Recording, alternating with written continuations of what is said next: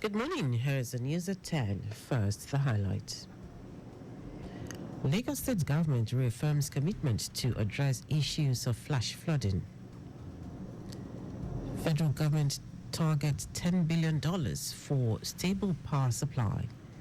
On the foreign scene, one person dies after attack on Brazil's Supreme Court. And in sport, Super Eagles coach Augustine Aguavo announces team's readiness to defeat Benin Republic. Now the details. I am Dele Agadumo. Lagos State government has reaffirmed its commitment to permanently address the menace of flash flooding and reclaim the environment from all sorts of infractions that dot the landscape across the metropolis. Commissioner for the Environment and Water Resources, Tokunbo Wahab, stated this while addressing the media after an inspection tour of some drainage channels and projects at the Etiosa local government area, reiterating that it is a task that must be accomplished without delay. Wahab said for the past few months, state officials had negotiations with residents and homeowners along the corridor. He explained that the construction would commence in the first week of January 2025 under the supervision of the ministry's engineers after the deposit of the required sum in an escrow account in the next 4 weeks, which will demonstrate seriousness. Wahab said it is necessary for the government to remove shanties in the axis because the government cannot account for the squatters, saying that it is compulsory for the government to ensure the well-being of residents, which ranges from health infrastructure to road infrastructure, among others. He said the Emergency Flood Abatement Gang, EFAG, engages in the cleanup of secondary drains and manholes in the 57 local government areas and local council development areas all year round. As such, Lagos experiences minimal flash floods. Lagos State government has revoked housing units allocated to subscribers but remained unoccupied for over 2 years. Commissioner for Housing, Moruf Akinderu Fatai, during a visit to enforce the directive of Governor Babajide Sanwo-Olu at one of the Lagos State housing estate, Shongotedu, Lekki, said the unoccupied units are constituting nuisance in some of the housing estates due to unkept premises, recording shortfall in maintenance schedule and other negative consequences. He stated that the revocation is a directive of the governor based on empirical evidences that most allottees kept the housing units under lock while the state continues to feel the pressure of prospective subscribers who need them.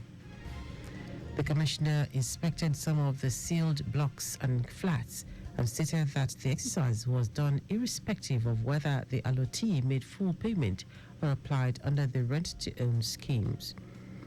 Akinderu Fatai reiterated that the state government will not allow its investment in state-of-the-art housing infrastructure to rot away while genuine home seekers lament. The Minister of Works, David Umahi, has decried the deplorable condition of the Abuja-Mina Federal Road, saying he did not see any work done by the contractor handling the project. The minister stated this as he traveled by road from Abuja to attend a stakeholders' engagement on the construction of the 125 kilometers 3-lane single carriage of the Niger State component of the 1,068 kilometers of the Sokoto-Badagry Superhighway. His comment comes as the Niger State Governor, Umar Bago, asked that the Mina Suleja Road contract awarded to the same contractor be revoked. Speaking on the construction of the 125 kilometers 3-lane single carriage of the Niger State component of the 1,068 kilometers Sokoto-Badagry Superhighway, Umahi promises transformative economic benefits boasting of 68 dams, factories and irrigation systems. He explained that the infrastructure project initiated by President Bola Tinubu prioritized investment over mere legacy, aiming to stimulate growth and development across multiple sectors.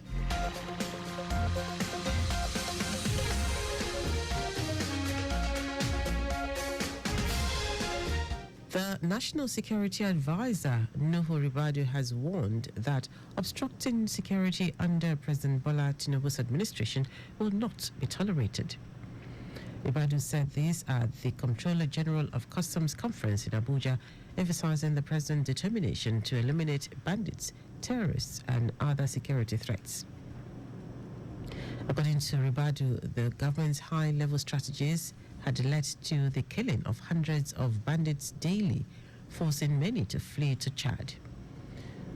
Ribadu assured that the government is working tirelessly to achieve a secure environment crucial for the country's development. He cited the improved security situation in the Niger Delta region and the significant increase in crude oil production, which had reached 1.8 million barrels per day. The NSC urged Nigerians to be patient in the face of the current challenges, as the government's policies were designed to sanitize the system and improve the economy. And now to the rest of the stories. The federal government is banking on the public-private partnership PPP arrangement to bridge the investment gap in the power sector.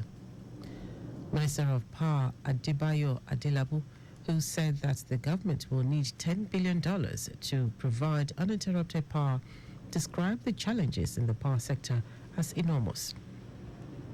Speaking during a meeting with the Director General of the Infrastructure, Concession and Regulatory Commission, ICRC, Jobson Ewalefo, Adebayo said the government plans to engage the private sector in raising a portion of the $10 billion within the next 5 to 10 years to ensure steady electricity supply.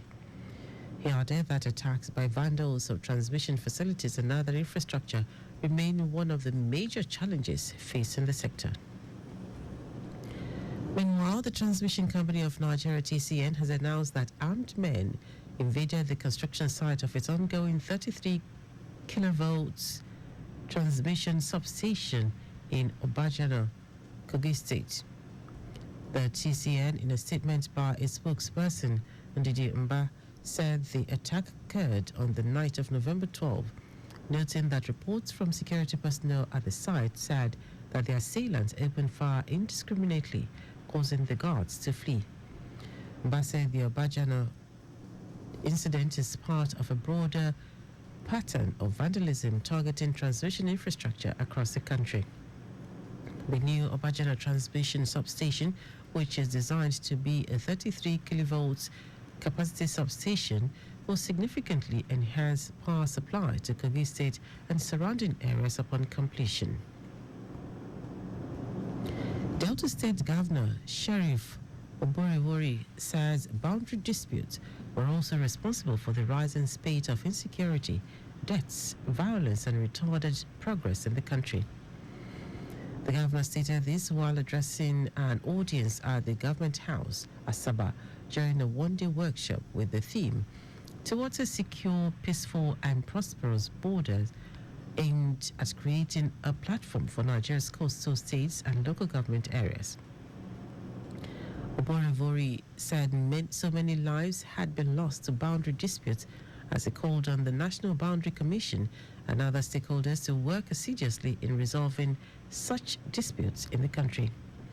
He described the theme as apt, adding that boundary dispute is an ancient and modern disease of humanity.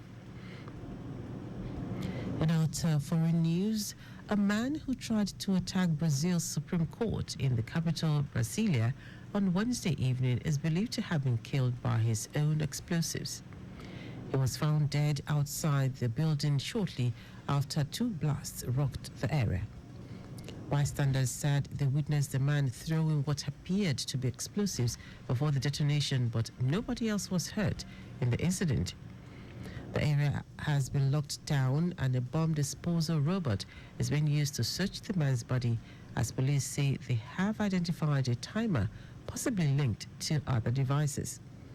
The country's Solicitor General, Jorge Macias, condemned what he said was a deliberate attack and vowed a full investigation into the blast.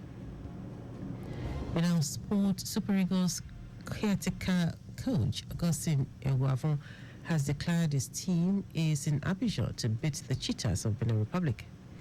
A point will be enough for the Super Eagles to secure a place at the 2025 Africa Cup of Nations finals to be hosted by Morocco. Eguavon said the team wants maximum points from the game. He also reckoned the Cheetahs head coach Ganu Raw, who managed the Super Eagles for around 6 years, is familiar with the team. Ganu insisted that his team knows what to expect from the opponents as well. And that is on news at 10. Just for a go, drive within the specified speed limit. You can follow us and like all our various social media platforms: X at Traffic Radio 961, Facebook Lagos Traffic Radio 96.1 FM, Instagram Lagos Traffic Radio 961. Subscribe and watch your news and programs live on YouTube at Traffic Radio 961. You can also visit our website www.trafficradio961.ng. Did you know that the Sanwo-Olu administration constructed watchtowers with alarm bells and perimeter fences in model colleges? You can get more details on the Lagos State Government website. To end the news, here are the highlights of the major stories. Lagos State Government has reaffirmed its commitment to permanently address the menace of flash flooding and reclaim the environment from all sorts of infractions that dot the landscape across the metropolis. The federal government is banking on the public-private partnership PPP arrangement to bridge the investment gap in the power sector. Minister of Power Adebayo Adelabu said the government will need $10 billion to provide uninterrupted power. We also told you that a man who tried to attack Brazil's Supreme Court in the capital Brasilia on Wednesday evening is believed to have been killed by his own explosives. And in sports, Super Eagles caretaker coach Augustine Eguavon has declared his team is in Abidjan to beat the Cheetahs of Benin Republic. For contact with the newsroom, send a message to info@trafficradio961.ng. That ends the news broadcast compiled by Abiola Fabolagun. I'm Dele Agadumo. Good morning. Thank you for listening.